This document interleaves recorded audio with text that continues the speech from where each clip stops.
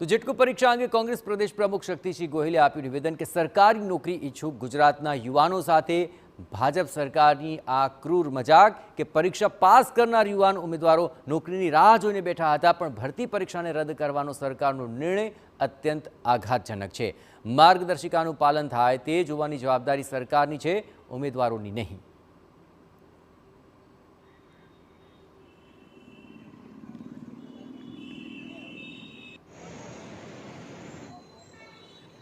જે ગુજરાતના યુવાનોએ સરકારી નોકરી માટે પરીક્ષા આપી, પોલ ટેસ્ટ કર્યો, પાસ થયા અને નોકરીની રાહ જોઈને બેઠા હતા, એ આખી સમગ્ર પ્રક્રિયા અને પરીક્ષા રદ કરવાનો નિર્ણય એ આઘાતજનક નિર્ણય છે।